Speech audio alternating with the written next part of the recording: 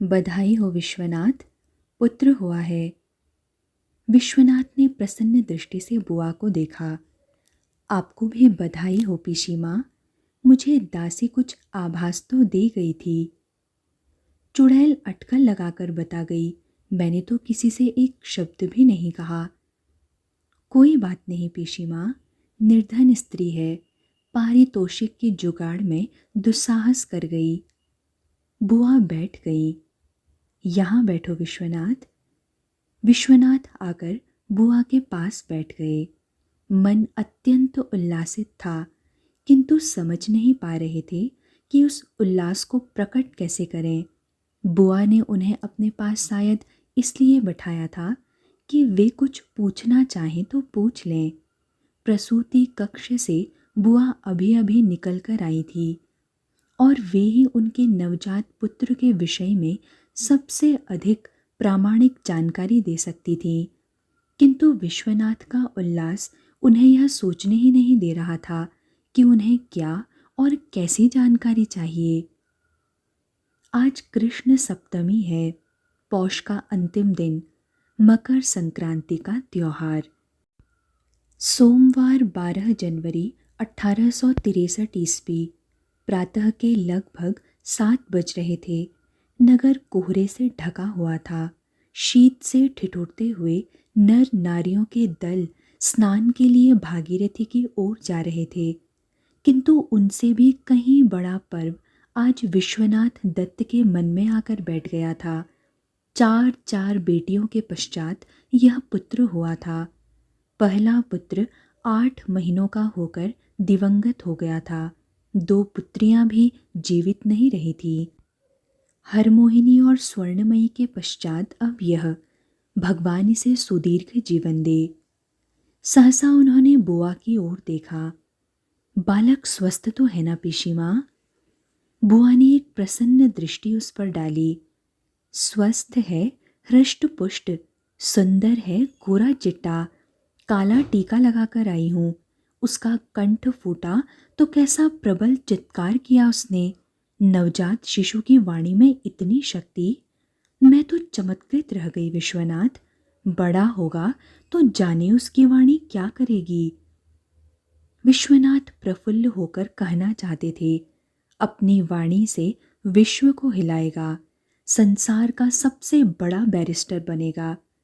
किंतु अपने सद्यजात पुत्र के विषय में ऐसा कुछ कहना उन्हें उचित नहीं जान पड़ा। पूछा, किस पर पड़ा है? बुआ ने तत्काल उत्तर दिया। कुछ क्षण दूसरी ओर मुंह किए शून्य में देखती रही, जैसे कुछ सोच रही हो, और फिर कोई निश्चय कर साहस पूर्वक बोली, अपने दादा पर। एकदम अपने दादा पर। मुझे तो लगा विश्वनाथ जैसे भैया ही पुनः जन्म लेकर अपने घर लौट आए हैं। बुआ ने दृष्टि उठाकर विश्वनाथ को देखा। विश्वनाथ का चेहरा गंभीर ही नहीं, कुछ चिंतित लगा। बुआ भांप गई कि विश्वनाथ के मन में क्या है। सांत्वना देने के विचार से बोली, तुम चिंता मत करो। आवश्यक तो नहीं कि भैया की आकृति ली है तो चरित्र भी उन्हीं का लेगा, भाग्य भी वही होगा। विश्वनाथ सायास मुस्कुराए। आपने ही तो कहा पीसी माँ कि आपको लगा कि जैसे पिताजी ही नया जन्म लेकर पुनः अपने घर लौट आए हैं।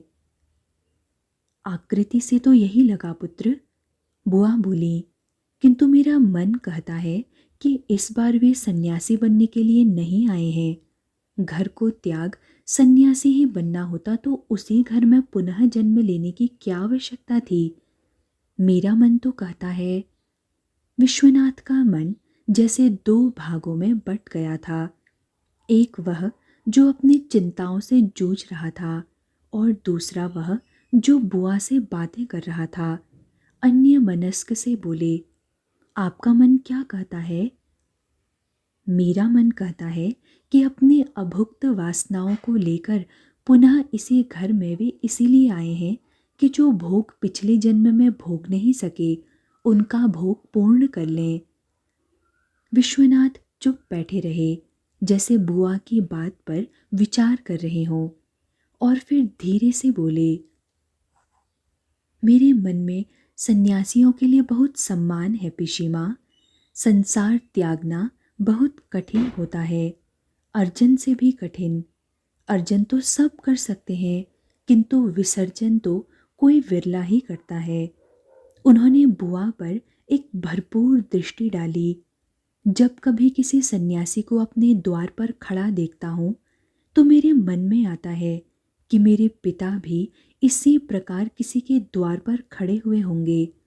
उनका सत्कार हुआ होगा तो वे सुखी हुए होंगे, दुत्कारा गया होगा तो उन्हें क्लेश हुआ होगा, किंतु फिर भी वे चुप हो गए। बुआ प्रतीक्षा करती रही कि शायद वे अपनी बात पूरी करेंगे, किंतु जब विश्वनाथ कुछ नहीं बोले तो बुआ ने पूछ ही लिया, फिर भी क्या विश्वनाथ? मैं नहीं चाहूँगा कि अब कभी इस परिवार में से कोई सन्यासी बने। मैं जानता हूँ कि मेरी माँ पिताजी की खोज में कहाँ कहाँ भटकी थी। वे शून्य में देखते हुए पुनः बोले, यदि एक व्यक्ति हो ही नहीं तो उसका अभाव कष्ट देता है, किंतु वह होते हुए भी न हो तो उसकी यातना कहीं अधिक होती है। कौन नहीं जानता विश्वनाथ, बुआ कुछ भावुक स्वर में बोली, कि वे तुम्हारा मुख देखकर ही घर त्याग कर चले गए थे। उस समय तो बऊदी उन्हें खोजने नहीं जा सकती थी, किंतु जब तुम 3 वर्षों के हुए तो बऊदी ने तुम्हारे साथ नाव से काशी तक की यात्रा की थी। कितना भटकी थी वे, काशी के मंदिरों में और घाटों पर।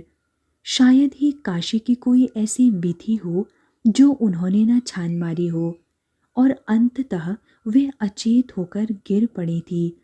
उनके माथे पर चोट आ गई थी।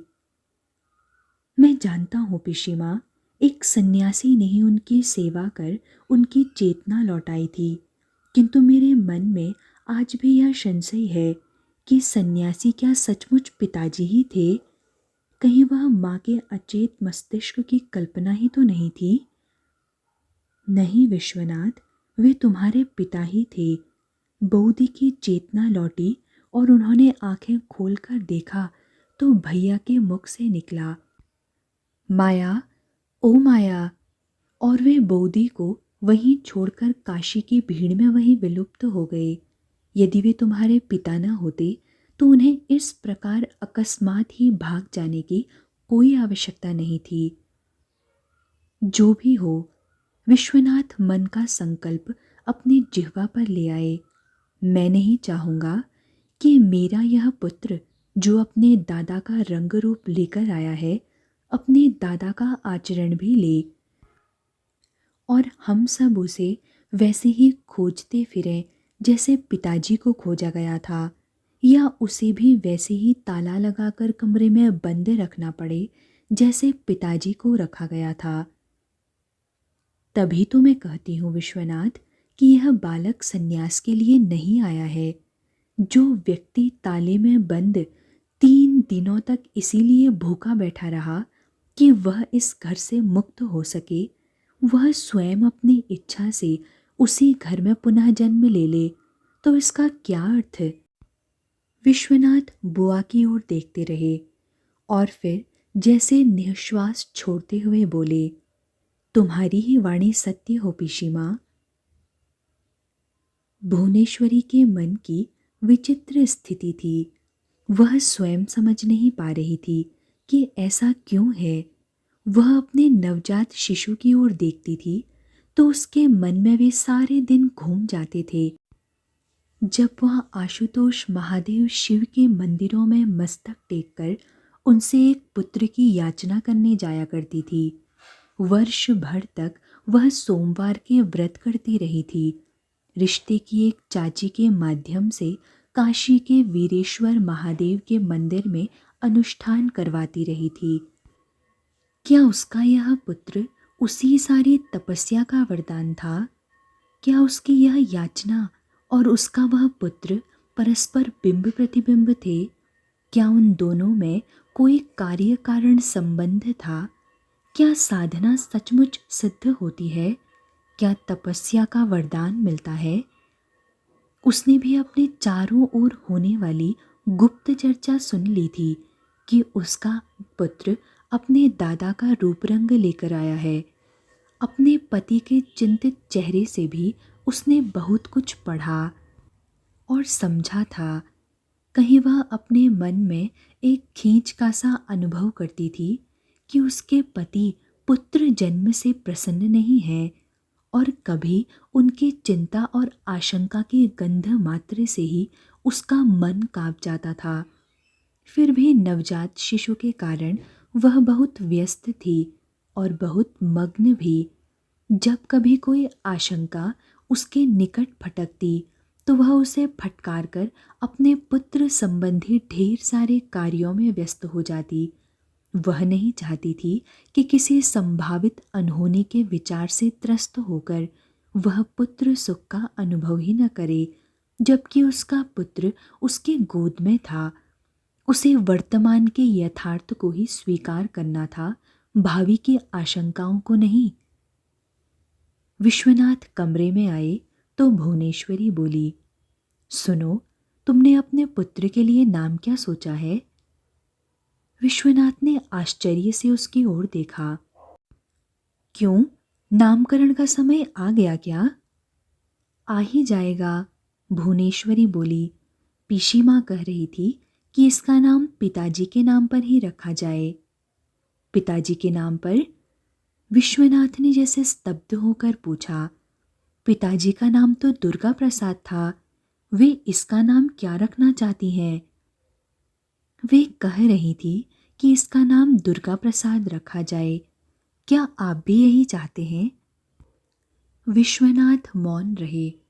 थोड़ी देर पश्चात बोले तो उनकी वाणी में क्षोभ भरा था। मैं समझ नहीं पा रहा हूं कि इस शिशु के भाग्य को हर क्षण पिताजी के भाग्य के साथ जोड़ने का प्रयत्न क्यों किया जा रहा है? क्या प्रत्येक बालक को देखकर उसके दादाजी को ही याद किया जाता है? उन्होंने मुड़कर भुवनेश्वरी को देखा। क्या तुम भी यही चाहती हो?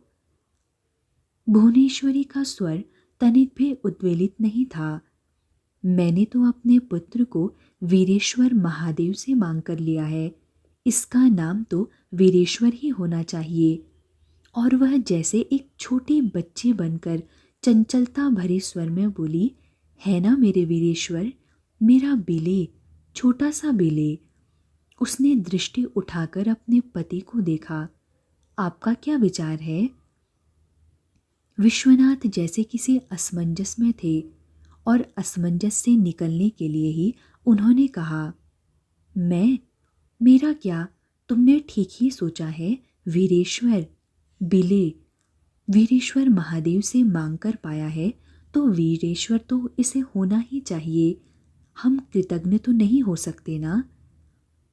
किंतु भुवनेश्वरी अपने पति के असमंजस को भांप चुकी थी। वे उसका विरोध नहीं कर रहे थे, किंतु कदाचित यह नाम उनकी अपनी इच्छा के अनुकूल नहीं था। भुवनेश्वरी को पति पर अपनी इच्छा का बलात् आरोपण प्रिय नहीं था। संभव है विश्वनाथ के मन में कोई और अच्छा नाम हो। संभव है वे इस समस्या को किसी और दृष्टि से देखते हों। आग्रहपूर्वक बोली, किंतु आपके मन में भी तो कोई नाम होगा। यह कैसे संभव है कि आपके मन में अपने पुत्र के नाम की कोई कल्पना ही न जागी हो? विश्वनाथ उसकी ओर मुड़े। हाँ, कुछ हल्का सा सोचा तो था, पर अब रहने दो। तुमने अच्छा, उपयुक्त और सार्थक नाम सोचा है? नहीं, आप बताएं कि आपने क्या सोचा है। विश्वनाथ का संकोच हट गया।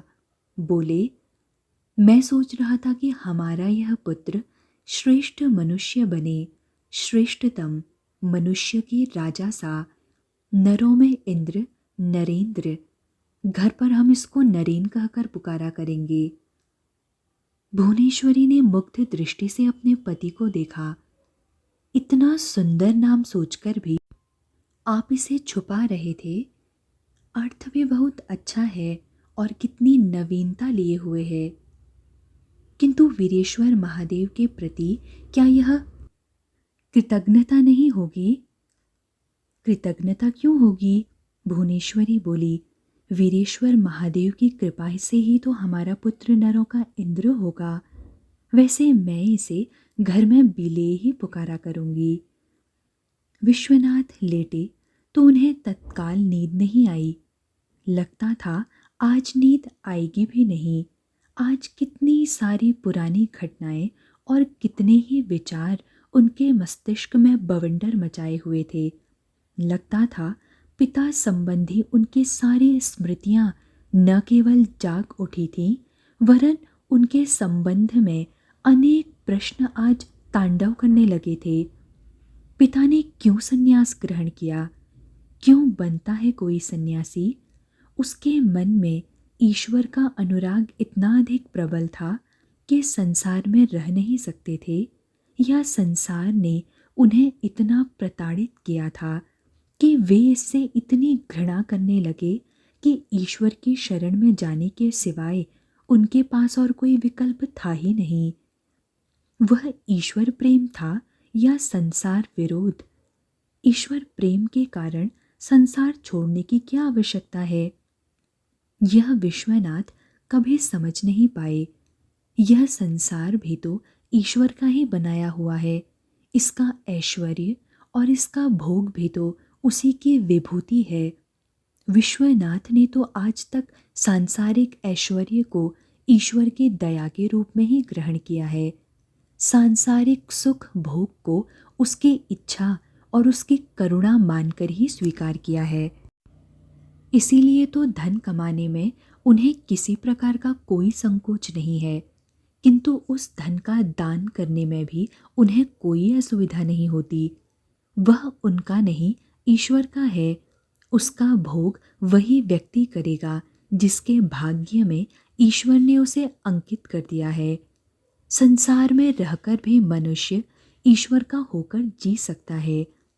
ईश्वर प्रेम के कारण उनके पिता ने संसार का त्याग नहीं किया होगा। संसार के त्याग का संबंध जीवन की सफलता तथा संसार की प्रवंचना से है, ईश्वर प्रेम से नहीं। दादा के असामयिक और आकस्मिक निधन के कारण पिता सर्वथा असहाय हो गए थे। उनके तरुण होने तक दादी को कितने ही लोगों ने ठगा था, स्वयं उनकी अपनी पुत्री और दामाद ने। और ये बुआ विधवा होकर इस घर में आधिपत्य जमाकर बैठ गई थी और तब से आज तक यही है। विश्वनाथ ने सुना था कि एक बार उनकी माता पालकी में मायके से लौटी थी तो इन्हीं बुआ ने ननद के अधिकार से उन्हें अपमानित कर वापस उनके मायके भेज दिया था। पिता ने यह सब अपनी आंखों से देखा था। उनके सम्मुख उनकी निर्दोष पत्नी का अपमान और तिरस्कार हुआ था। उसे केवल इसीलिए दंडित होना पड़ा था क्योंकि उसके पालकी में बैठकर आने से उनकी ननद को ईर्ष्या हुई थी। क्या अपने ही परिवार की घटनाओं ने पिता के मन में अधिकार, धन तथा भोग के प्रति वितृष्णा उत्पन्न नहीं कर दी थी? क्या उनके अपने ही परिवार ने उन्हें संन्यास की ओर नहीं धकेला था? विश्वनाथ अपने विषय में सोचते हैं तो वे और भी उलझ जाते हैं। पिता संसार त्याग कर सन्यासी हो गए थे और माता ने लंबी आयु नहीं पाई थी। अनाथ विश्वनाथ का पालन पोषण उन्हीं काका ने किया था, जिन्होंने उनके पिता को बलात् 3 दिनों तक एक कमरे में बंद रखा था। तब उन्हें माता का स्नेह भी इन्हीं बुआ से मिला था, जिन्होंने उनकी माता को अपमानित और तिरस्कृत कर घर से बाहर निकाल दिया था। इन लोगों के प्रति कैसा भाव हो सकता है विश्वनाथ के मन में? विश्वनाथ जितना सोचते हैं उतना ही उलझते जाते हैं। एक दृष्टि से उन्हें अपने काका, काकी, बुआ सब लोग अत्यंत वात्सल्यमयी और अपने हितु दिखाई देते हैं, जिन्होंने अनाथ विश्वनाथ का पालन पोषण किया और जैसा भी हुआ उन्हें माता पिता का स्नेह दिया। और दूसरी ओर यही लोग हैं जिन्होंने उनके माता पिता को प्रताड़ित किया, उन्हें वंचित और पीड़ित किया। विश्वनाथ को लगता था कि उनकी स्थिति बहुत कुछ युधिष्ठिर के समान है, जिसे मालूम था कि धृतराष्ट्र ने उसके पिता को पीड़ित किया था। पांडु भी तो राज्य त्याग कर साधना करने के लिए शतशृंग पर चला गया था। फिर भी युधिष्ठिर कभी धृतराष्ट्र से घृणा नहीं कर सका। भीम को विष दिया गया था, पांडवों को वारणावृत में जलाने का प्रयत्न किया गया था। फिर भी युधिष्ठिर ने धृतराष्ट्र की आज्ञा मानकर जुआ खेला और अपना सब कुछ स्वाहा कर दिया। इतना रक्तपात कर जब युधिष्ठिर को राज्य मिला तो उसने धृतराष्ट्र और गांधारी की अपने माता पिता के समान सेवा की। वे वनवास के लिए गए तो कुंती अपने पुत्रों का राज्य त्याग कर उनकी सेवा के लिए उनके साथ वन में चली गई। तो विश्वनाथ अपने काका काली प्रसाद से, काकी माँ से, अपनी बुआ से घृणा कैसे कर सकते थे? कभी कभी तो उन्हें लगता है कि उनके बचपन में उनके साथ जो कुछ हुआ उसके लिए काका तनिक भी दोषी नहीं है। वे तो जैसे स्वयं ही काकी के हाथों पीड़ित और प्रताड़ित हैं। काकी जैसी कर्कशा स्त्री के साथ जीवन निर्वाह करना उन्हीं का काम है। काका सन्यासी नहीं हुए, यह उनका ही साहस है। काकी और बुआ तो अपने व्यवहार से किसी के भी मन में वैराग्य उत्पन्न कर सकती हैं। वे अपने पुत्र के मन में संसार विरोध को कभी अंकुरित नहीं होने देंगे। वे उसे राजकुमारों के समान पालेंगे, उसे संसार का इतना ऐश्वर्य देंगे कि वह किसी अन्य दिशा में देख ही नहीं पाएगा। वे इतना धन अर्जित करेंगे कि कोई कितना भी मांगे उन्हें उसे मना नहीं करना पड़े। उनके पुत्र को कभी सांसारिक अभाव पीड़ित नहीं करेंगे। उनके मन में कभी संसार विरोध नहीं जागेगा। वह ईश्वर से कितना भी प्रेम क्यों ना करे, उसे अपने दादा के समान घर, परिवार, समाज और संसार त्यागना नहीं पड़ेगा। वे उसे संसार का भोग करना भी सिखाएंगे और ईश्वर के श्रेष्ठ मानव के रूप में जीना भी। वह सांसारिक ऐश्वर्य को ईश्वर की अनुकंपा के रूप में ग्रहण करेगा। 3 वर्षों का नरेंद्र आंगन में दौड़ रहा था। उसके हाथ में सब्जी काटने वाला चाकू था। उसकी मुद्रा से स्पष्ट था कि वह उस चाकू को अपने पास बनाए रखने के लिए इस प्रकार बचकर भाग रहा था। उसके पीछे पीछे 2 नौकरानियां उसे पकड़ने के लिए दौड़ रही थीं, किंतु उनकी अवस्था, स्थूल काया और अनभ्यास उन्हें इतना तेज दौड़ने ही नहीं दे रहा था कि वे नरेंद्र को पकड़ पाती। पैरों में गति नहीं होने के कारण उनकी वाणी में कुछ अधिक बल आ गया था। वे लगातार चिल्ला रही थीं, बिले, छुरी दे दे, अरे लग जाएगी तुझे, देख कहीं तेरा हाथ ना कट जाए।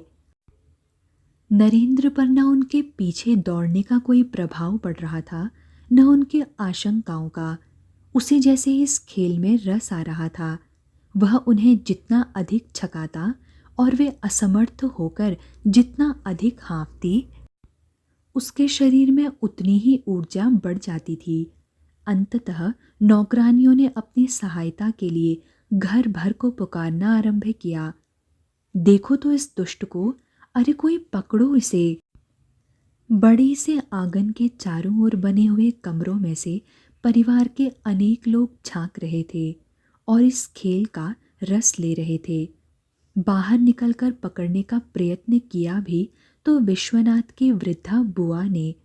उन्होंने अपनी रौबदार आवाज में उसे डांटा, क्या पाजीपन फैला रखा है तूने, मैं कहती हूँ रुक जा। और उन्होंने अपनी भुजा ऐसे फैला दी जैसे उनके भय से नरेंद्र स्वयं ही आकर उनकी भुजा में चिपक जाएगा।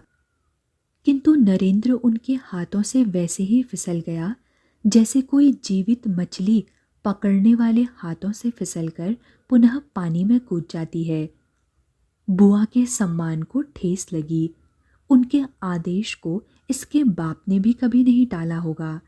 इसके दादा जब तक इस घर में रहे उनकी उपेक्षा नहीं कर सके, और यह बित्ते भर का लड़का उनकी कुछ सुनता ही नहीं। समय ही इतना खराब आ गया है कि किसी का सम्मान अक्षुण्य रह ही नहीं सकता। उसका सा समय होता तो इस अपराध के लिए इस लड़के को दिन भर कमरे में बंद रख भूखा रखा जा सकता था। इतना ही नहीं, इसके अपराध के लिए इसकी माँ को सप्ताह भर के लिए मायके भेजा जा सकता था। पर अब किसे चिंता थी उसके मान सम्मान की। बुआ को निकलते देख नौकरानियों के मन में जो आशा बंधी थी, नरेंद्र को इस प्रकार छूटते देख वह हताशा में बदल गई। उन्होंने भुवनेश्वरी के लिए ही गुहार की, बोदी, इसे देखिए, यह तो हमसे संभलता ही नहीं। कभी कोई कपड़ा लेकर भाग जाता है, कभी रस्सी तोड़ देता है, कभी बर्तन फेंक मारता है, अब छुरी लेकर भाग गया है बोदी।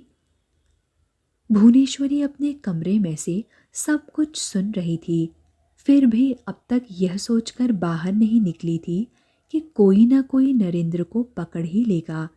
किंतु यह 3 वर्षों का लड़का तो जैसे कोई झंझावात था जिसने सारे घर को सिर पर उठा रखा था। सब लोग असहाय होकर सिवाय गुहार करने के और कुछ भी नहीं कर पा रहे थे। ऐसा कोई पहली बार तो हुआ नहीं था। यह तो नरेंद्र का प्रायः नित्य कर्म हो गया था। दिन में एक आध बार इस प्रकार का कोई कर्तव्य वह अवश्य करता था। जाने उसमें इतनी ऊर्जा कहाँ से आ जाती थी कि सारा घर मिलकर भी उसे पकड़ नहीं पाता था। वह ऊधम जैसे उसका खेल था। अन्य सारे लोगों की असमर्थता देखकर वह किसी अपूर्व आनंद का अनुभव करता था, पर भुवनेश्वरी का मन कहता था कि वह तनिक भी दुष्ट नहीं था। यह तो उस अबोध बालक का निर्दोष आनंद मात्र था। किंतु कई बार अपनी इच्छा पूरी ना होती देख वह असाधारण रूप से क्रुद्ध हो जाता था। इतने छोटे से बच्चे का ऐसा क्रोध भुवनेश्वरी ने पहले कभी नहीं देखा था। अभी कल ही तो उसने अपने आपे से बाहर होकर हाथ में आई प्रत्येक वस्तु उठाकर पटकनी आरंभ कर दी थी। कोई वस्तु टूट जाएगी अथवा उससे किसी को चोट आ जाएगी, इसका विचार तो जैसे उसे था ही नहीं। वह तो मानो एक बवंडर था जो अपनी पकड़ में आने वाली प्रत्येक वस्तु को पीस कर रख देना चाहता था। या फिर यह वीरेश्वर शिव का तांडव ही था, विनाश विनाश और केवल विनाश। भुवनेश्वरी कमरे से बाहर निकल आई। उसने यह भागदौड़ देखी। दूर से देखने पर लगता था जैसे घर के बच्चे और बड़े मिलकर कोई खेल खेल रहे हैं। बस नरेंद्र के चेहरे का उल्लास और पीछे दौड़ने वाले लोगों की खिसियाहट उसे खेल नहीं बनने दे रही थी। क्षण भर के लिए भुवनेश्वरी के मन में एक बिंब उभरा। गोकुल में जैसे नंद बाबा के आंगन में नटखट बाल कृष्ण लीला कर रहे थे। सारा ब्रिज उनके पीछे पड़ा था और वे अबोध भाव से क्रीड़ा में मग्न थे। हम कृष्ण की बाल लीला में इतना रस लेते हैं तो अपने ही बच्चे की क्रीड़ा पर कुपित क्यों हो जाते हैं, उसने सोचा। पर यह बिंब अधिक देर तक टिका नहीं। उसे स्मरण हो आया कि माता यशोदा भी कृष्ण को ऊखल से बांध देती थी, चाहे बाद में पछताती ही हो। नरेंद्र इस समय फिर अपनी उसी उद्दंड मुद्रा में था जिसमें न वह किसी की कोई बात मानता है न किसी की पकड़ में आता है। उसकी उद्दंडता की बात सोच एक क्षण के लिए भुवनेश्वरी के मन में क्षोभ और हताशा के भाव जागे, किंतु अगले ही क्षण उसका वात्सल्य उन भावों को निगल गया। बालक ही तो है, अन्य बालक क्या उद्दंडता नहीं करते? हाँ, नरेंद्र कुछ असाधारण अवश्य है, नहीं तो इतना छोटा सा लड़का इतने सारे लोगों के संभाले नहीं संभले, यह कैसे संभव है? उसने आवाज लगाई, बिले, दे दे छुरी, यह बच्चों के खेलने के लिए नहीं है। नरेंद्र पर उसका कोई प्रभाव नहीं पड़ा। वह उसी तरह भागता रहा और भागते भागते उसने बिना पीछे मुड़े यांत्रिक ढंग से 2 शब्द हवा में उछाल दिए, नहीं दूंगा। भुवनेश्वरी को बुरा लगा, वह प्यार से कोई बात मानता क्यों नहीं? उसे माँ के रोष की कोई चिंता नहीं है। भुवनेश्वरी का प्यार ही इतना अपर्याप्त है कि उसे बांध नहीं पाता, या यह बच्चा है ही निरा निर्मोही। प्यार को अप्रभावी देख भुवनेश्वरी के मन में सहज ही उसे भयभीत करने की बात आई। बोली, बाबा पीटेंगे फिर। नरेंद्र खिलखिलाकर हंस पड़ा। नहीं पीटेंगे, बाबा मुझे नहीं पीटते। और भागते भागते वह थोड़ा सा पीछे की ओर मुड़ा और अपने पीछे भागती नौकरानियों की ओर इंगित करके बोला, इन्हें पीटेंगे, डंडे से पीटेंगे। सहसा वह रुककर छुरी को फेंककर मारने की मुद्रा में खड़ा हो गया। छुरी से पीटेंगे। नौकरानियां भयभीत होकर रुक ही नहीं गई, चीख कर कुछ पीछे भी हट गई। नरेंद्र खिलखिलाकर हंसा और फिर से भागने लगा। भुवनेश्वरी को पहले से ही इस युक्ति पर बहुत भरोसा नहीं था। नरेंद्र को डराना शायद संभव ही नहीं था। कभी कभी तो भुवनेश्वरी स्वयं ही यह सोच सोच कर चकित होती रहती थी कि क्या सचमुच इस बालक के मन में भय का लेश मात्र भी नहीं है? क्या सामान्य बालकों का कोई भी गुण इस बालक में नहीं है? लाचार भुवनेश्वरी ने डराना छोड़ लोभ और प्रेम का सहारा लिया। अच्छा नहीं पीटेंगे, ला छुरी तो दे दे, मैं तुझे ढेर सारा प्यार करूंगी। छोटी किरण को गोद में नहीं लूंगी, तुझे लूंगी। किंतु नरेंद्र पर इस युक्ति का भी कोई प्रभाव नहीं हुआ। वह वैसे ही भागता भागता बोला, नहीं चाहिए प्यार, तुम्हारा प्यार मुझे पकड़ने का बहाना है।